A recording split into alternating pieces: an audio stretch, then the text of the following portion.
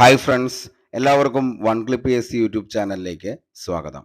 Assistant salesman 2025 PYQ ഡിസ്കഷന്റെ 6ാമത്തെ class ആണ് നമ്മുടെ ഇന്നത്തെ. ഇതുവരെയും നിങ്ങൾ തന്ന സ്നേഹത്തിനും സപ്പോർട്ടിനും ഒരുപാട് നന്ദി. ഇന്ന് നമ്മൾ ഡിസ്കസ് ചെയ്യാനായിട്ട് പോകുന്ന question paper LDC 2024 Kottayam Kozhikode ജില്ലയിലെ ചോദ്യപേപ്പറും അതിൻ്റെ അനുബന്ധ വസ്തുതകളുമാണ്. ബേസ് ആയിട്ടുള്ള ചോദ്യങ്ങൾ മുതൽ റാങ്ക് മേക്കിംഗ് ആയിട്ടുള്ള എല്ലാ ചോദ്യങ്ങളും നമ്മൾ ഇതിൻ്റെ അകത്ത് ഡിസ്കസ് ചെയ്യുന്നുണ്ട്. കൂടാതെ SCRT NCRT ഫാക്റ്റും. അതുകൊണ്ട് തന്നെ ക്ലാസ്സിൻ്റെ ലെങ്ത് അല്പം കൂടുതലായിരിക്കും. പക്ഷേ നിങ്ങൾക്ക് വരാനിരിക്കുന്ന എല്ലാ എക്സാമുകൾക്കും യൂസ്ഫുൾ ആവുന്ന തരത്തിലാണ് നമ്മൾ ഈ ഒരു ക്ലാസ് അറേഞ്ച് ചെയ്തിരിക്കുന്നത്. ക്ലാസ് മൊത്തമായി കാണുക. അതിനുശേഷം നിങ്ങൾക്ക് ക്ലാസ് ഇഷ്ടപ്പെട്ടെങ്കിൽ ഉറപ്പായിട്ടും ലൈക്ക് ചെയ്യുക. നിങ്ങളുടെ വിലയേറിയ അഭിപ്രായം താഴെ കമൻറ്റ് ബോക്സിൽ രേഖപ്പെടുത്തുക. ഈ ക്ലാസ്സിൻ്റെ PDF നോട്ട് ലഭിക്കുന്നതിന് വേണ്ടി നമ്മുടെ ടെലഗ്രാം ചാനൽ കൂടി ഒന്ന് ജോയിൻ ചെയ്യുക. അതിൻ്റെ ലിങ്ക് താഴെ ഡിസ്ക്രിപ്ഷൻ ബോക്സിൽ അവൈലബിൾ ആണ്. അപ്പം നമുക്ക് നേരെ ഇന്നത്തെ ആദ്യത്തെ ചോദ്യത്തിലേക്ക് കടക്കാം. ഇന്ത്യൻ ഉപരാഷ്ട്രപതിയുമായി ബന്ധപ്പെട്ട് ശരിയായ പ്രസ്താവന ഏതാണ്? പ്രസ്താവന രീതിയിലുള്ള ഒരു ചോദ്യമാണ്. നമുക്ക് പ്രസ്താവനകൾ നോക്കാം. ഉപരാഷ്ട്രപതിയെ 6 വർഷത്തേക്കാണ് തെരഞ്ഞെടുക്കുന്നത്. ഇലക്ട്രൽ കോളേജാണ് ഉപരാഷ്ട്രപതിയെ തിരഞ്ഞെടുക്കുന്നത്. സംസ്ഥാന നിയമസഭകളിലെ അംഗങ്ങൾ ഇലക്ട്രൽ കോളേജിൽ അംഗങ്ങളല്ല. നമ്മുടെ അടുത്ത് പറഞ്ഞിരിക്കുന്നത് ശരിയായ പ്രസ്താവന ഇതിൽ നിന്നും കണ്ടെത്താനാണ്. അപ്പോൾ ആദ്യത്തെ പ്രസ്താവന തന്നെ നോക്കിയ മക്കളെ, ഉപരാഷ്ട്രപതിയെ 6 വർഷത്തേക്കാണ് തിരഞ്ഞെടുക്കുന്നത്. ഈ ഒരു പ്രസ്താവന തെറ്റായ പ്രസ്താവനയാണ്. നമുക്കറിയാം ഉപരാഷ്ട്രപതിയെയും രാഷ്ട്രപതിയെയും ഒക്കെ തിരഞ്ഞെടുക്കുന്നത് 5 വർഷത്തേക്കാണ് അവരുടെ കാലാവധി എന്നുള്ളത്. അപ്പോൾ ആദ്യത്തെ പ്രസ്താവന തന്നെ നിലവിൽ തെറ്റാണ്. പിന്നെ വരുന്ന അടുത്ത പ്രസ്താവന ഇലക്ട്രൽ കോളേജാണ് ഉപരാഷ്ട്രപതിയെ തിരഞ്ഞെടുക്കുന്നത്. ശരിയായ പ്രസ്താവനയാണ്. അതേപോലെ തന്നെ സംസ്ഥാന നിയമസഭകളിലെ അംഗങ്ങൾ ഇലക്ട്രൽ കോളേജിൽ അംഗങ്ങളല്ല. ഈ ഒരു പ്രസ്താവനയും നിലവിൽ എന്താണ്? ശരിയായിട്ടുള്ള പ്രസ്താവനയാണ്. അപ്പോൾ ഇതിൻ്റെ അകത്ത് നമ്മൾ ഓപ്ഷനിലേക്ക് നോക്കിക്കഴിയുമ്പോൾ തെറ്റായിട്ടുള്ള പ്രസ്താവന വന്നിരിക്കുന്ന ഓപ്ഷനുകൾ ആദ്യം തന്നെ നമുക്ക് എന്ത് ചെയ്യാം? ക്യാൻസൽ ചെയ്ത് കളയാം. അപ്പോൾ തന്നെ ഒന്നാമത്തെ വളരെ ബേസ് ആയിട്ടുള്ള ഒരു ചോദ്യമാണ്. ഉപരാഷ്ട്രപതിയെ നമ്മൾ തിരഞ്ഞെടുക്കുന്നത് 5 വർഷത്തേക്കാന്നുള്ളത് നമുക്ക് എല്ലാവർക്കും അറിയാം. അപ്പോൾ ഈ പറയുന്ന ഓപ്ഷൻ A എന്ന് പറയുന്നതിൻ്റെ അകത്തും എന്ത് ചെയ്തിട്ടുണ്ട്? ഒന്നാമത്തെ പ്രസ്താവന വന്നിട്ടുണ്ട്. അപ്പോൾ ഇത് നമുക്ക് എന്ത് ചെയ്യാം? ക്യാൻസൽ ചെയ്യാം. അതേപോലെ തന്നെ മൂന്നാമത്തേതിൻ്റെ അകത്തും നിലവിൽ എന്ത് വന്നിട്ടുണ്ട്? ഫസ്റ്റ് ഓപ്ഷൻ വന്നിട്ടുണ്ട്. ഇതും നമുക്ക് എന്ത് ചെയ്യാം? ക്യാൻസൽ ചെയ്യാം. അങ്ങനെയാണെങ്കിൽ നമ്മുടെ ഉത്തരം എന്ന് പറയുന്നത് ഓപ്ഷൻ B ആണ് ശരിയായിട്ടുള്ള ഉത്തരം എന്ന് പറയുന്നത്. അതായത് ഓപ്ഷൻ 2ഉം 3ഉമാണ് ഇതിൻ്റെ അകത്ത് ശരിയായിട്ടുള്ള പ്രസ്താവന എന്ന് പറയുന്നത്. അങ്ങനെ നമുക്ക് വളരെ സിമ്പിൾ ആയിട്ട് തന്നെ പ്രസ്താവന രീതിയിലുള്ള ചോദ്യങ്ങൾ നമുക്ക് വളരെ എളുപ്പത്തിൽ തന്നെ ഉത്തരത്തിലേക്ക് എത്താനായിട്ട് പറ്റും. അപ്പം നമുക്കറിയാവുന്ന ചോദ്യത്തിന്റെ ഉത്തരം ഏതാന്നുള്ളത് കണ്ടെത്തി അത് നമ്മൾ എന്ത് ചെയ്യുക? ഓപ്ഷനിൽ നിന്നും എലിമിനേറ്റ് ചെയ്ത് മാറ്റി നിർത്താനായിട്ട് ശ്രമിക്കുക. ഇത് മതി നമുക്ക് എന്ത് ചെയ്യാനായിട്ട്?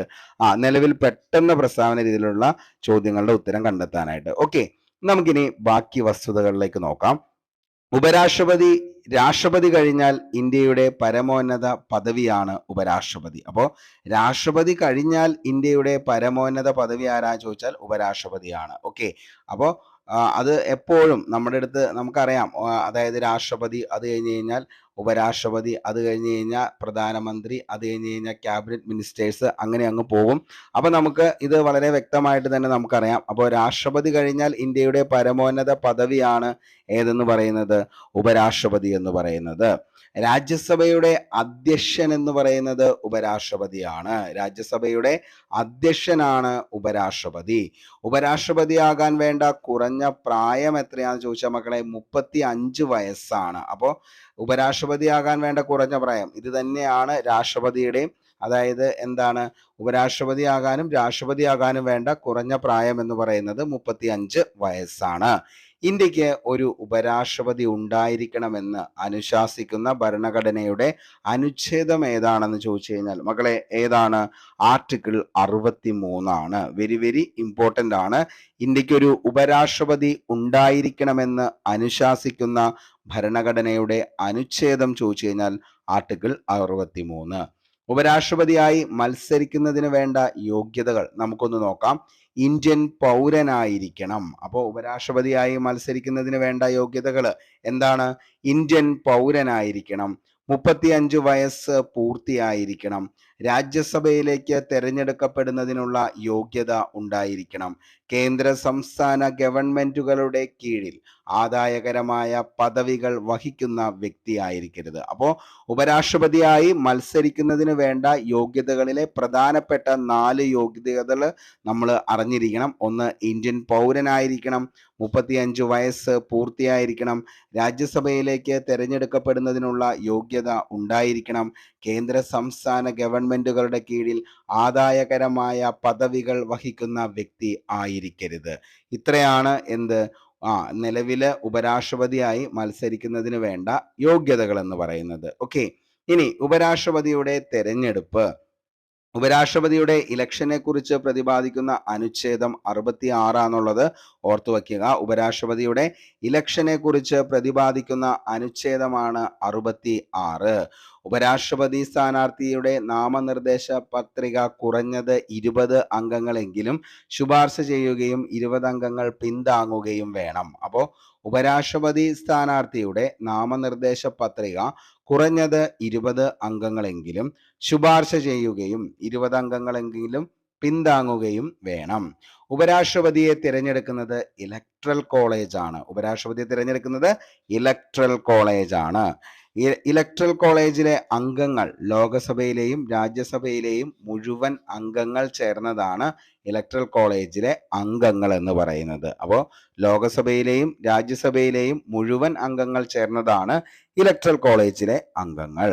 ഉപരാഷ്ട്രപതിക്ക് സത്യവാചകം ചൊല്ലിക്കൊടുക്കുന്നത് രാഷ്ട്രപതിയാണ്. അപ്പോൾ ഉപരാഷ്ട്രപതിക്ക് സത്യവാചകം ചൊല്ലിക്കൊടുക്കുന്നത് ആരാണ്? രാഷ്ട്രപതിയാണ്. ഉപരാഷ്ട്രപതി രാജിക്കത്ത് സമർപ്പിക്കുന്നതും രാഷ്ട്രപതിക്കാണ്.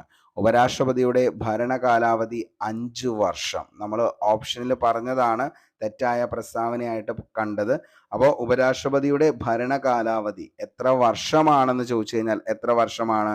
5 വർഷമാണ്. ഉപരാഷ്ട്രപതിയെ തൽസ്ഥാനത്ത് നിന്ന് നീക്കം ചെയ്യുന്നതിന് നിലവിലുള്ള ആകെ അംഗസംഖ്യയുടെ ഭൂരിപക്ഷത്തിൽ രാജ്യസഭ ഒരു പ്രമേയം പാസാക്കുകയും ലോകസഭ അത് അംഗീകരിക്കുകയും വേണം. അപ്പോൾ ഉപരാഷ്ട്രപതിയെ തൽസ്ഥാനത്ത് നിന്ന് നീക്കം ചെയ്യുന്നതിന് നിലവിലുള്ള ആകെ അംഗസംഖ്യയുടെ ഭൂരിപക്ഷത്തിൽ രാജ്യസഭ ഒരു പ്രമേയം പാസാക്കുകയും ലോകസഭ അത് അംഗീകരിക്കുകയും വേണം. ഉപരാഷ്ട്രപതിയെ നീക്കം ചെയ്യുന്നതിനുള്ള പ്രമേയം രാജ്യസഭയിൽ അവതരിപ്പിക്കുന്നതിന് 14 ദിവസത്തെ മുൻകൂർ നോട്ടീസ് അദ്ദേഹത്തിന് നൽകിയിരിക്കണം. ഉപരാഷ്ട്രപതിയെ നീക്കം ചെയ്യാനുള്ള കാരണങ്ങളൊന്നും തന്നെ ഭരണഘടനയിൽ പ്രതിപാദിക്കുന്നില്ല. അപ്പോൾ ഉപരാഷ്ട്രപതിയെ നീക്കം ചെയ്യാനുള്ള കാരണങ്ങളൊന്നും തന്നെ ഭരണഘടനയിൽ പ്രതിപാദിക്കുന്നില്ല. ഉപരാഷ്ട്രപതിയെ തൽസ്ഥാനത്ത് നിന്ന് ആകസ്മിക ഒഴിവ് വന്നാൽ കഴിയുന്നതും നേരത്തെ പുതിയ ഉപരാഷ്ട്രപതിയെ തെരഞ്ഞെടുത്തിരിക്കണം. അപ്പോൾ നമുക്ക് ഉപരാഷ്ട്രപതിക്ക് നമുക്കറിയാം സത്യവാചകം ചൊല്ലിക്കൊടുക്കുന്നത് രാഷ്ട്രപതിയാണ്. ഉപരാഷ്ട്രപതി രാജിക്കത്ത് സമർപ്പിക്കുന്നത് രാഷ്ട്രപതിക്കാണ്. ഉപരാഷ്ട്രപതിയുടെ കാലാവധി 5 വർഷമാണ്. ഉപരാഷ്ട്രപതിയെ തൽസ്ഥാനത്ത് നിന്നും നീക്കം ചെയ്യുന്നതിന് നിലവിലുള്ള ആകെ അംഗസംഖ്യയുടെ ഭൂരിപക്ഷത്തിൽ രാജ്യസഭ ഒരു പ്രമേയം പാസാക്കുകയും ലോകസഭ അത് അംഗീകരിക്കുകയും വേണം. ഉപരാഷ്ട്രപതിയെ നീക്കം ചെയ്യാനുള്ള പ്രമേയം രാജ്യസഭയിൽ അവതരിപ്പിക്കുന്നത് 14 ദിവസത്തെ മുൻകൂർ നോട്ടീസ് അദ്ദേഹത്തിന് നൽകിയിരിക്കണം. ഉപരാഷ്ട്രപതിയെ നീക്കം ചെയ്യാനുള്ള കാരണങ്ങൾ ഒന്നും തന്നെ ഭരണഘടനയിൽ പ്രതിപാദിക്കുന്നില്ല. ഇനി ഉപരാഷ്ട്രപതി തൽസ്ഥാനത്ത് ആകസ്മിക ഒഴിവ് വന്നാൽ കഴിയുന്നതും നേരത്തെ പുതിയ ഉപരാഷ്ട്രപതിയെ തിരഞ്ഞെടുക്കണം. അപ്പോൾ ഇത്രയും കാര്യങ്ങളാണ് നമുക്ക് ഉപരാഷ്ട്രപതി എന്ന് പറയുന്ന ഒരു ടോപ്പിക്കിൽ ഇന്ത്യൻ കോൺസ്റ്റിറ്റ്യൂഷനിൽ നമുക്ക് പഠിക്കാനുള്ളൂ. അപ്പോൾ ബേസ് ആയിട്ടുള്ള ചോദ്യങ്ങളും അതേപോലെ തന്നെ റാങ്ക് മേക്കിംഗ് ആയിട്ടുള്ള ചോദ്യങ്ങളെല്ലാം നമ്മൾ ഉൾപ്പെടുത്തിയിട്ടുണ്ട് ഇതിൻ്റെ അകത്ത്. അപ്പോൾ തുടക്കക്കാരായ ഒരു ഉദ്യോഗാർത്ഥിക്ക് പോലും പെട്ടെന്ന് ഒരു റാങ്ക് ലിസ്റ്റിലേക്ക് വരാനായിട്ട് പറ്റുന്നതായിരിക്കും ഈ ഒരു ക്ലാസ് നിങ്ങൾ കാണുന്നതിലൂടെ. ഓക്കെ, അപ്പോൾ കാര്യങ്ങൾ വളരെ വ്യക്തമായി തന്നെ മനസ്സിലായി എന്ന് കരുതുന്നു. രാഷ്ട്രപതി കഴിഞ്ഞാൽ ഇന്ത്യയുടെ പരമോന്നത പദവിയാണ് ഉപരാഷ്ട്രപതി.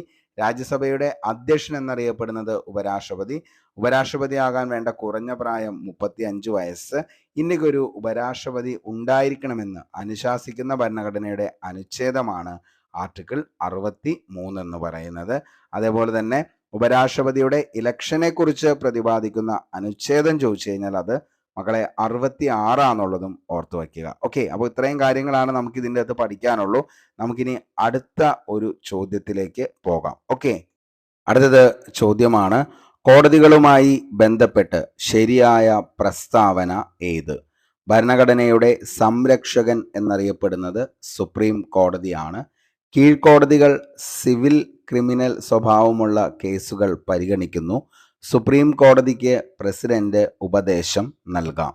ഇത്രയാണ് നമ്മുടെ പ്രസ്താവനകൾ എന്ന് പറയുന്നത്. ഇതിൻ്റെ അകത്ത് എന്താണ് നിലവിൽ ശരിയായ പ്രസ്താവന തിരഞ്ഞെടുക്കുക എന്നുള്ളതാണ് നമ്മുടെ ചോദ്യം എന്ന് പറയുന്നത്. അപ്പോൾ പ്രസ്താവനയായിട്ടുള്ള ആദ്യത്തെ, ഭരണഘടനയുടെ സംരക്ഷകൻ എന്നറിയപ്പെടുന്നത് സുപ്രീം കോടതി, ശരിയായിട്ടുള്ള ഒരു പ്രസ്താവനയാണ്. കീഴ്ക്കോടതി സിവിൽ, ക്രിമിനൽ സ്വഭാവമുള്ള കേസുകളാണ് പരിഗണിക്കുന്നത്, ശരിയാണ്. സുപ്രീം കോടതിക്ക് പ്രസിഡന്റ് ഉപദേശം നൽകാം, ഇതും എന്താണ് ശരിയായിട്ടുള്ള ഒരു പ്രസ്താവനയാണ്. അപ്പോൾ ഇതിൻ്റെ അകത്ത് എന്താണ് നിലവിൽ എല്ലാം എന്താണ് ശരിയാണ്. അപ്പോൾ ഏതൊക്കെയാണ്? ഓൾ ഓഫ് ദി അബോവ്, അതായത് 1, 2, 3 ഇതെല്ലാം എന്താണ് നിലവിൽ ശരിയായിട്ടുള്ള പ്രസ്താവനയാണ്. ഓക്കെ. വ്യക്തികൾ തമ്മിലും വ്യക്തിയും ഗവൺമെന്റ് തമ്മിലും കേന്ദ്ര സംസ്ഥാന ഗവൺമെന്റുകൾ തമ്മിലും സംസ്ഥാനങ്ങൾ തമ്മിലും ഉണ്ടാകുന്ന തർക്കങ്ങൾക്ക് തീർപ്പ് കൽപ്പിക്കുന്ന വിഭാഗമാണ് നീതിന്യായ വിഭാഗം അല്ലെങ്കിൽ ജുഡീഷ്യറി എന്ന് പറയുന്നത്. ഓക്കെ. അപ്പോൾ വ്യക്തികൾ തമ്മിലും അതേപോലെ തന്നെ വ്യക്തിയും ഗവൺമെന്റും തമ്മിലും കേന്ദ്ര സംസ്ഥാന ഗവൺമെന്റുകൾ തമ്മിലും സംസ്ഥാനങ്ങൾ തമ്മിലും ഉണ്ടാകുന്ന തർക്കങ്ങൾ തീർപ്പ് കൽപ്പിക്കുന്ന വിഭാഗമാണ് നീതിന്യായ വിഭാഗം എന്ന് പറയുന്നത്. നിയമനിർമ്മാണ വിഭാഗം പാസാക്കുന്ന നിയമങ്ങൾ വ്യാഖ്യാനിക്കുന്നത് നീതിന്യായ വിഭാഗമാണ്. അപ്പോൾ നിയമനിർമ്മാണ വിഭാഗം പാസാക്കുന്ന നിയമങ്ങൾ വ്യാഖ്യാനിക്കുന്നത് നീതിന്യായ വിഭാഗമാണ്. കുറ്റവാളികളെ ശിക്ഷിക്കുകയും നിയമസംരക്ഷണം ഉറപ്പുവരുത്തുകയും ചെയ്യുന്ന വ്യവസ്ഥയാണ് നീതിന്യായ വ്യവസ്ഥ എന്ന് പറയുന്നത്. അപ്പോൾ കുറ്റവാളികളെ ശിക്ഷിക്കുകയും നിയമസംരക്ഷണം ഉറപ്പുവരുത്തുകയും ചെയ്യുന്ന വ്യവസ്ഥയാണ് നീതിന്യായ വ്യവസ്ഥ എന്നതുകൊണ്ട് ഉദ്ദേശിക്കുന്നത്.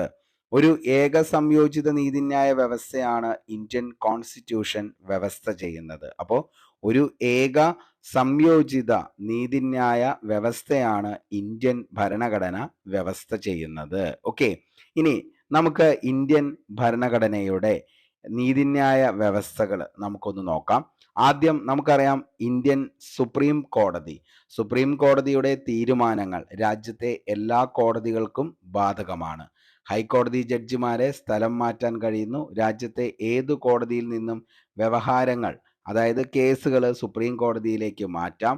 ഒരു ഹൈക്കോടതിയിൽ നിന്നും മറ്റൊരു ഹൈക്കോടതിയിലേക്ക് വ്യവഹാരങ്ങൾ മാറ്റുന്നു. ഇതൊക്കെയാണ് ഇന്ത്യയുടെ സുപ്രീം കോടതിയുടെ നീതിന്യായ വ്യവസ്ഥയിൽ പെടുന്നത്. ഓക്കെ. അപ്പോൾ ഒന്നുകൂടി പറയാം. സുപ്രീം കോടതിയുടെ തീരുമാനങ്ങൾ രാജ്യത്തെ എല്ലാ കോടതികൾക്കും ബാധകമാണ്. അതായത് പരമോന്നത നീതിപീഠം എന്നറിയപ്പെടുന്നത് സുപ്രീം കോടതിയാണ്. അതുകൊണ്ട് തന്നെ ഹൈക്കോടതി ജഡ്ജിമാരെ സ്ഥലം മാറ്റാൻ കഴിയുന്നു. രാജ്യത്തെ ഏതു കോടതിയിൽ നിന്നും കേസുകൾ സുപ്രീം കോടതിയിലേക്ക് മാറ്റാം. ഒരു ഹൈക്കോടതിയിൽ നിന്നും മറ്റൊരു ഹൈക്കോടതിയിലേക്ക് കേസുകൾ മാറ്റുന്നു. അടുത്ത ഏറ്റവും വലിയ കോടതി എന്ന് പറയുന്നത് നമുക്കറിയാം ഹൈക്കോടതിയാണ്. കീഴ്ക്കോടതികളിൽ നിന്നുള്ള അപ്പീലുകൾ കേൾക്കുന്നു. മൗലിക അവകാശങ്ങൾ പുനഃസ്ഥാപിക്കുന്നതിനായി റിട്ടുകൾ പുറപ്പെടുവിക്കുന്നു. സംസ്ഥാനത്തിന്റെ അധികാര പരിധിക്കുള്ളിലുണ്ടാകുന്ന തർക്കങ്ങളിൽ തീർപ്പ് കൽപ്പിക്കുന്നു. കീഴ്ക്കോടതികളുടെ മേൽനോട്ടം, നിയന്ത്രണ ചുമതലകൾ വഹിക്കുന്നു. ഓക്കെ. അപ്പോൾ ഇത്രയാണ് ഹൈക്കോടതിയുടെ. ഒന്നുകൂടി പറയാം. കീഴ്ക്കോടതികളിൽ നിന്നുള്ള അപ്പീലുകൾ കേൾക്കുന്നു. മൗലികാവകാശങ്ങൾ പുനഃസ്ഥാപിക്കുന്നതിനായി റിട്ടുകൾ പുറപ്പെടുവിക്കുന്നു. സംസ്ഥാനത്തിന്റെ അധികാര പരിധിക്കുള്ളിലുണ്ടാകുന്ന തർക്കങ്ങളിൽ തീർപ്പ് കൽപ്പിക്കുന്നു. കീഴ്ക്കോടതികളുടെ മേൽനോട്ടം, നിയന്ത്രണ ചുമതലകൾ എന്നിവ വഹിക്കുന്നു. അടുത്തതാണ് ജില്ലാ കോടതികൾ. ഒരു ജില്ലയ്ക്കുള്ളിലുണ്ടാകുന്ന തർക്കങ്ങളിൽ തീർപ്പ് കൽപ്പിക്കുന്നു. കീഴ്ക്കോടതികളിൽ നിന്നുള്ള അപ്പീലുകൾ കേൾക്കുന്നു. ഗുരുതരമായ ക്രിമിനൽ കുറ്റങ്ങളിൽ തീർപ്പ് കൽപ്പിക്കുന്നു. ഇതൊക്കെയാണ് ജില്ലാ കോടതികൾ. അപ്പോൾ ഒരു ജില്ലയ്ക്കുള്ളിലുണ്ടാകുന്ന തർക്കങ്ങളിൽ തീർപ്പ് കൽപ്പിക്കുന്നത് ജില്ലാ കോടതികളും കീഴ്ക്കോടതികളിൽ നിന്നുള്ള അപ്പീലുകൾ കേൾക്കുന്നു. ഗുരുതരമായ ക്രിമിനൽ കുറ്റങ്ങളിൽ തീർപ്പ് കൽപ്പിക്കുന്നു.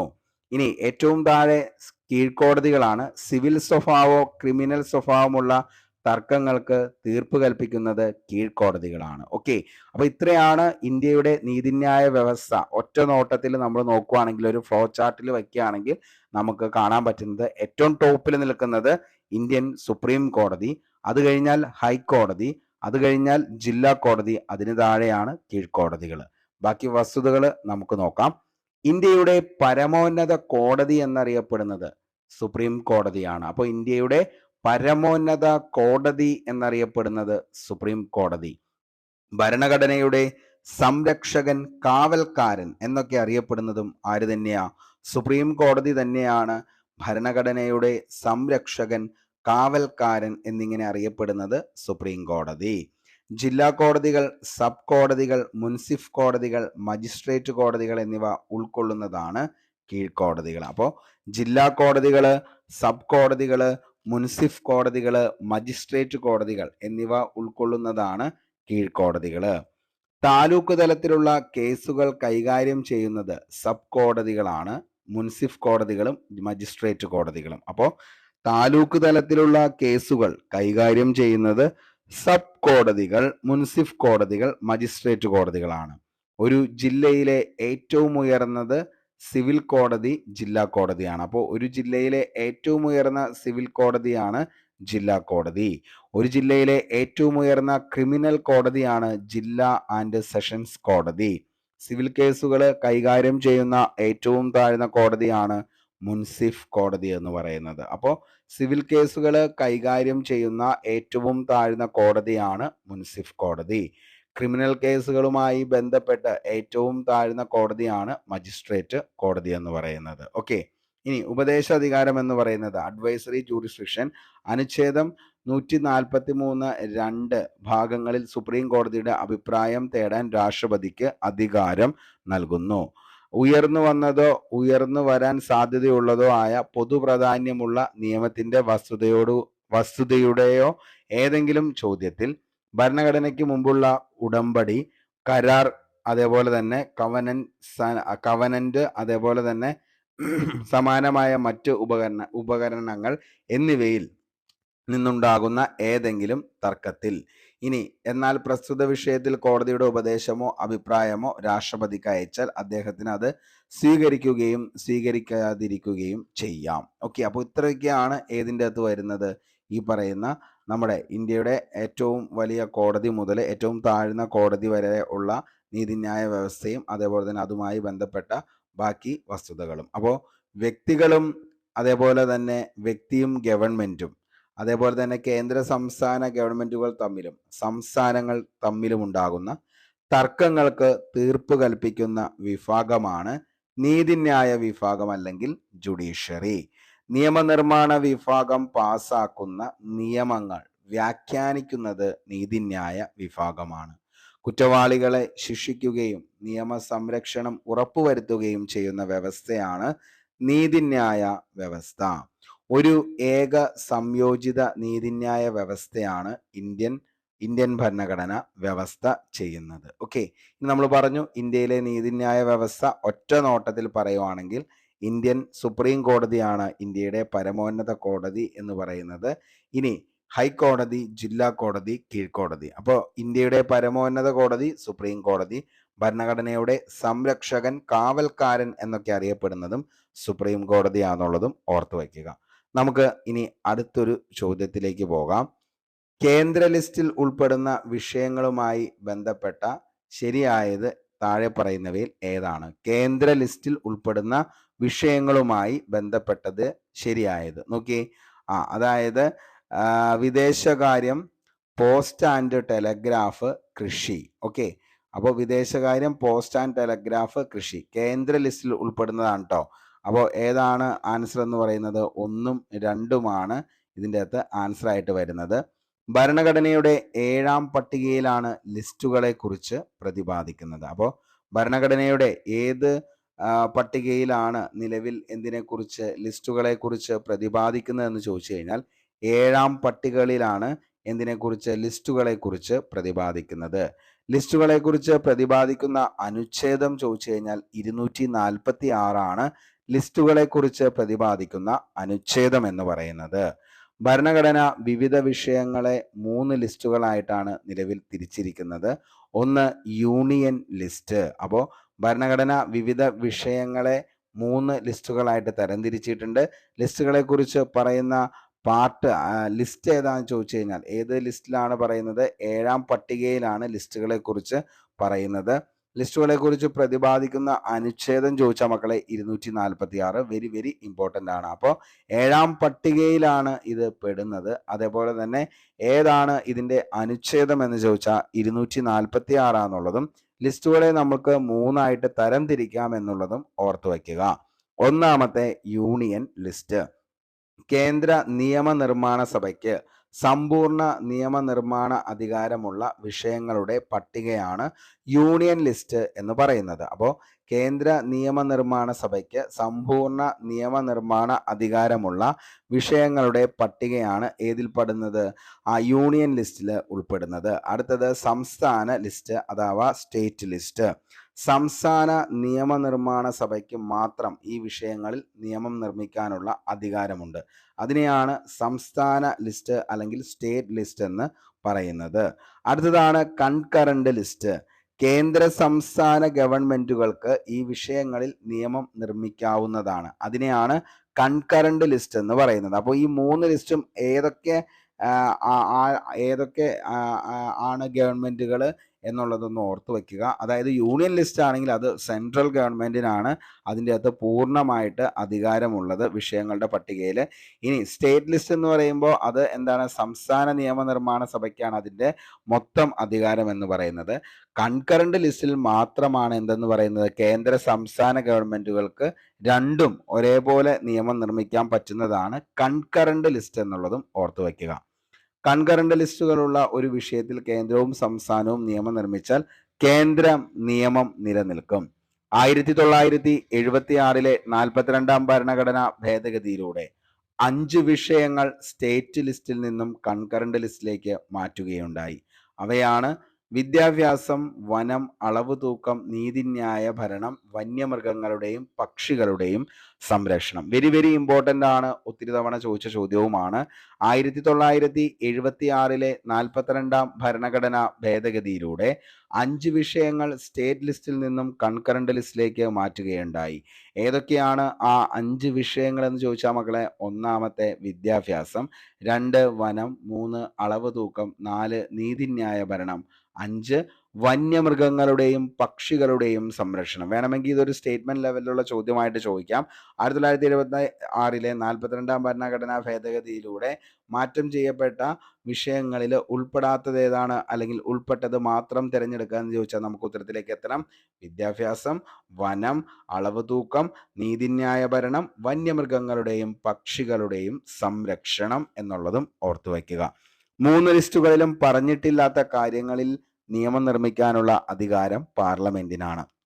പാർലമെന്റിന്റെ ഈ അധികാരത്തെയാണ് അവശിഷ്ട അധികാരം അല്ലെങ്കിൽ റെസ്യൂഡറി പവർ എന്ന് പറയുന്നത്. അവശിഷ്ടാധികാരത്തെ പറ്റി പരാമർശിക്കുന്ന അനുച്ഛേദമാണ് അനുച്ഛേദം 248. ഇതും PSC ചോദിച്ചേക്കുന്നതാണ്. അവശിഷ്ട അധികാരത്തെ പറ്റി പരാമർശിക്കുന്ന അനുച്ഛേദം ചോദിച്ചാൽ അനുച്ഛേദം 248. ഉദാഹരണം സൈബർ നിയമങ്ങൾ. യൂണിയൻ ലിസ്റ്റിൽ ഇപ്പോൾ 100 വിഷയങ്ങളാണുള്ളത്. തുടക്കത്തിൽ 97 ആയിരുന്നു. ഇപ്പോൾ യൂണിയൻ ലിസ്റ്റിൽ 100 വിഷയങ്ങളുണ്ട്. സ്റ്റേറ്റ് ലിസ്റ്റിൽ ഇപ്പോൾ 61 വിഷയങ്ങളാണുള്ളത്. തുടക്കത്തിൽ 66 ആയിരുന്നു സ്റ്റേറ്റ് ലിസ്റ്റിൽ ഉണ്ടായിരുന്നത്. ഇപ്പോൾ 61 ഉള്ളൂ. കൺകറന്റ് ലിസ്റ്റിൽ 52 വിഷയങ്ങളാണുള്ളത്. തുടക്കത്തിൽ 47 ആയിരുന്നു ഉണ്ടായിരുന്നത്. ഇനി ലിസ്റ്റുകളും പ്രധാന വിഷയങ്ങളും.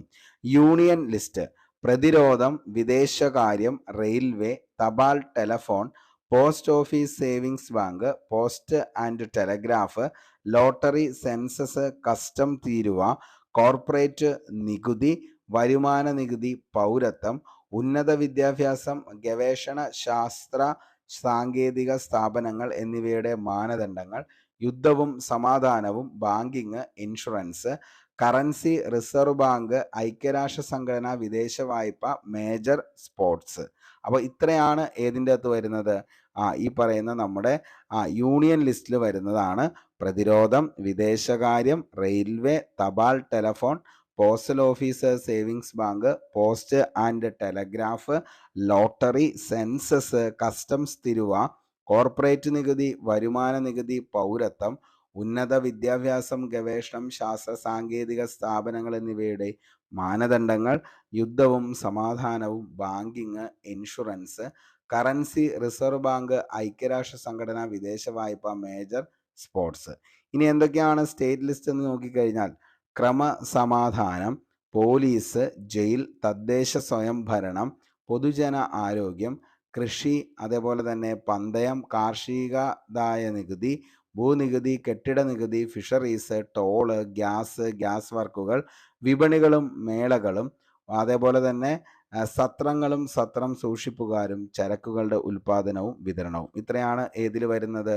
സ്റ്റേറ്റ് ലിസ്റ്റിൽ വരുന്നത്. ഒന്നുകൂടി പറയാം: ക്രമസമാധാനം, പോലീസ്, ജയിൽ, തദ്ദേശ സ്വയംഭരണം, പൊതുജന ആരോഗ്യം, കൃഷി, പന്തയം, ആദായ നികുതി, ഭൂനികുതി, കെട്ടിട നികുതി, ഫിഷറീസ്, ടോള്, ഗ്യാസ് വർക്കുകൾ, വിപണികളും മേളകളും, സത്രങ്ങളും സത്രം സൂക്ഷിപ്പുകാരും, ചരക്കുകളുടെ ഉൽപാദനവും വിതരണവും. ഇത്രയാണ് ഏതിൽ വരുന്നത്? ഈ പറയുന്ന സ്റ്റേറ്റ് ലിസ്റ്റ്.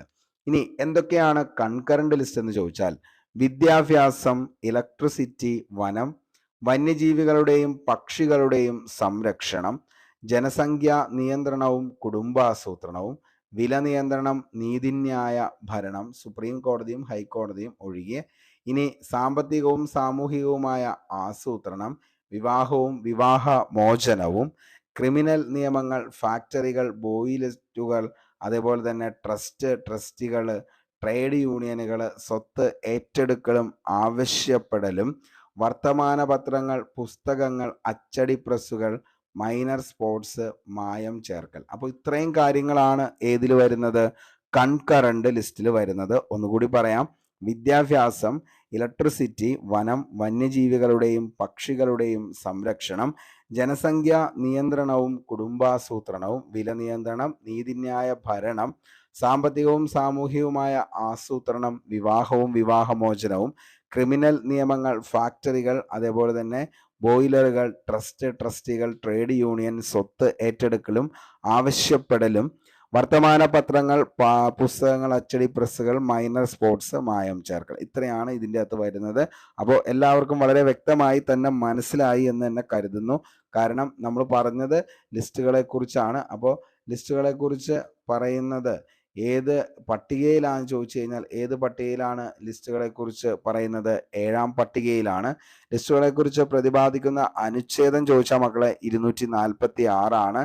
ഭരണഘടനയിൽ വിവിധ വിഷയങ്ങളെക്കുറിച്ച് 3 ലിസ്റ്റുകളാണ് നിലവിൽ തരംതിരിക്കുന്നത്. 1 യൂണിയൻ, 2 സ്റ്റേറ്റ്, 3 കൺകറന്റ് ലിസ്റ്റ് ആണെന്നുള്ളത് ഓർത്തു വയ്ക്കുക. യൂണിയൻ എന്ന് പറയുമ്പോൾ സെൻട്രൽ ഗവൺമെന്റിനാണ് അതിൻ്റെ അകത്ത് പവർ വരുന്നത്. സ്റ്റേറ്റ് ലിസ്റ്റ് എന്ന് പറയുമ്പോൾ സ്റ്റേറ്റ് ഗവൺമെന്റിനാണ് പവർ. അതേപോലെ കൺകറന്റ് ലിസ്റ്റ് എന്ന് ചോദിച്ചാൽ സ്റ്റേറ്റിനും സെൻട്രലിനും പവർ വരുന്നതാണ് ഏതെന്ന് പറയുന്നത്? കൺകറന്റ് ലിസ്റ്റ് എന്നുള്ളതും ഓർത്തു വയ്ക്കുക. അപ്പോൾ ഇത്രയും കാര്യങ്ങളാണ് പറഞ്ഞത്. അത് ഏതൊക്കെയാണ് ലിസ്റ്റ് എന്നുള്ളത് നമ്മൾ പറഞ്ഞിട്ടുണ്ട്. നമുക്ക് അടുത്ത ചോദ്യത്തിലേക്ക് പോകാം. താഴെ പറയുന്ന പ്രസ്താവനകളിൽ ശരിയായത് ഏതാണ്? താഴെ പറയുന്ന പ്രസ്താവനകളിൽ ശരിയായത് ഏതാണ്?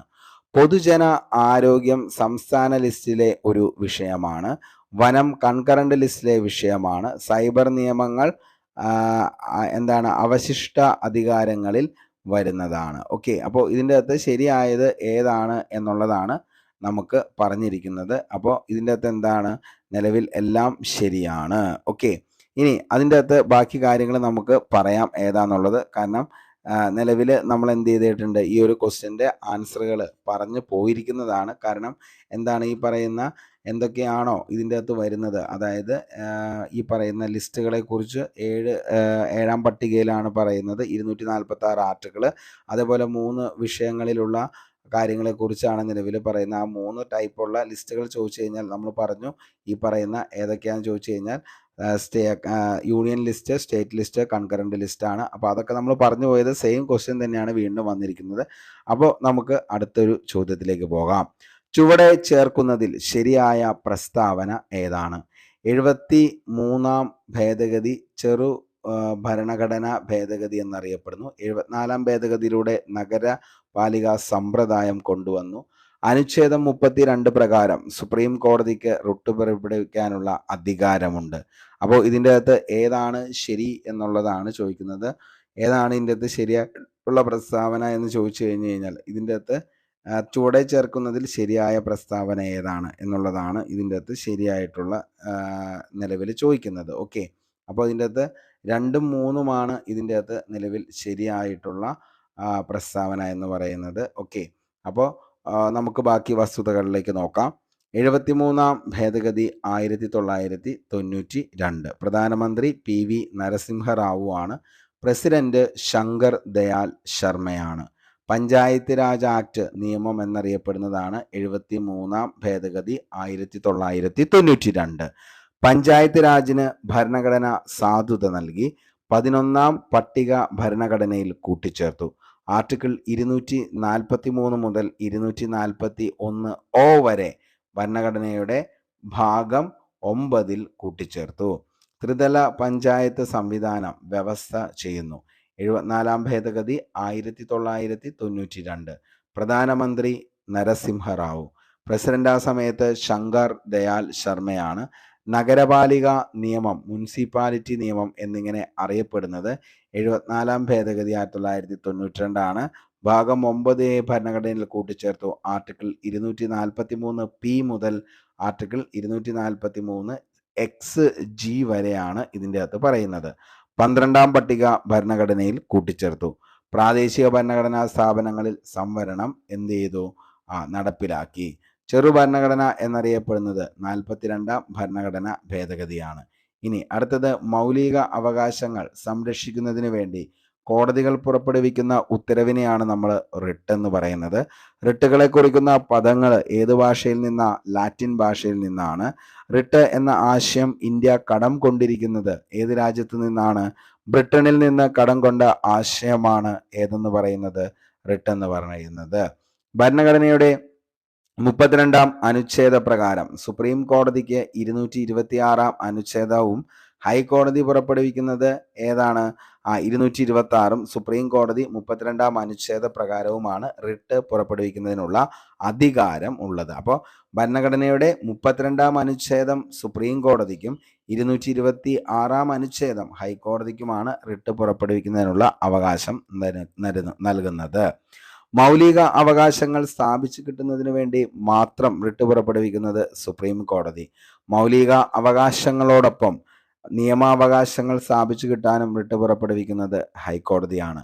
ഈ അർത്ഥത്തിൽ ഹൈക്കോടതിയുടെ റിട്ട് പുറപ്പെടുവിക്കാനുള്ള അധികാരം സുപ്രീം കോടതിയിൽ നിന്നും വിശാലമാണ് എന്നുള്ളത് ഒന്ന് ഓർത്തു വയ്ക്കുക. ആർട്ടിക്കിൾ 32 പ്രകാരമുള്ള പ്രശ്ന പരിഹാരത്തിന് സുപ്രീം കോടതിയെ സമീപിച്ചാൽ അത് തിരസ്കരിക്കാൻ സുപ്രീം കോടതിക്ക് അധികാരമില്ല. എന്നാൽ ആർട്ടിക്കിൾ 226 പ്രകാരം ഹൈക്കോടതിയെ സമീപിച്ചാൽ ഹൈക്കോടതിക്ക് ഇത് നിരസിക്കാനുള്ള അധികാരമുണ്ട്. സുപ്രീം കോടതിയുടെ റിട്ട് അധികാരം ഇന്ത്യ മുഴുവൻ വ്യാപിച്ചു കിടക്കുമ്പോൾ ഹൈക്കോടതിയുടേത് അതാത് സംസ്ഥാനങ്ങളും കേന്ദ്രഭരണ പ്രദേശങ്ങളിൽ മാത്രമായിട്ട് ഒതുങ്ങി നിൽക്കുക എന്നുള്ളതും ഓർത്തു വയ്ക്കുക. ഇനി റിട്ടുകളുടെ എണ്ണം എത്രയാണെന്ന് ചോദിച്ചു കഴിഞ്ഞാൽ 5 റിട്ടുകളാണ് ഇന്ത്യൻ കോൺസ്റ്റിറ്റ്യൂഷൻ നമുക്ക് പ്രൊവൈഡ് ചെയ്യുന്നത്. നിലവിൽ അതിൻ്റെ ഒരു സിമ്പിൾ കോഡാണ് CPM-HQ എന്ന് പറയുന്നത്. C for certiorari, P for prohibition, M for mandamus. ഇനി അടുത്തത് CPM-ന്റെ ഹെഡ് ക്വാർട്ടേഴ്സ് CPM-HQ എന്നാണ് അതിൻ്റെ code. H for habeas corpus, Q for quo warranto. മനസ്സിലായി എന്ന് കരുതുന്നു. ഇനി നമുക്ക് ഓരോ റിട്ടുകളുടെയും കാര്യങ്ങൾ ഓടിച്ചൊന്ന് പറയാം. ഓൾറെഡി നമ്മൾ ഈ ഒരു ക്വസ്റ്റ്യനൊക്കെ കഴിഞ്ഞ ദിവസങ്ങളിൽ വളരെ ഡീറ്റെയിൽ ആയിട്ട് തന്നെ പഠിച്ചു പോയതാണ്. ഓക്കെ, ഹേബിയസ് കോർപ്പസ് എന്ന് വെച്ച് കഴിഞ്ഞാൽ നിയമവിധേയമല്ലാതെ തടവിൽ വെച്ചിരിക്കുന്ന ഒരാളെ മോചിപ്പിക്കുന്നതിന് വേണ്ടി കോടതി പുറപ്പെടുവിക്കുന്ന റിട്ടാണ് ഹേബിയസ് കോർപ്പസ് എന്ന് പറയുന്നത്. അതായത് നിങ്ങൾക്ക് ശരീരം ഏറ്റെടുക്കാം, you may have the body. അപ്പോൾ ആ ഒരു അർത്ഥം വരുന്ന റിട്ട് ഏതാണെന്ന് ചോദിച്ചു കഴിഞ്ഞാൽ ഏതാണ്? ഹേബിയസ് കോർപ്പസ് ആണ്. വ്യക്തി സ്വാതന്ത്ര്യത്തിൻ്റെ സംരക്ഷകൻ എന്നൊക്കെ അറിയപ്പെടുന്ന റിട്ട് ഏതാണെന്ന് ചോദിച്ചു കഴിഞ്ഞാൽ അതും ഏത് തന്നെയാണ്? ഹേബിയസ് കോർപ്പസ് ആണെന്നുള്ളത് ഓർത്തു വയ്ക്കുക. ശരീരം ഹാജരാക്കുക എന്ന അർത്ഥം വരുന്ന റിട്ടാണ് ഹേബിയസ് കോർപ്പസ്.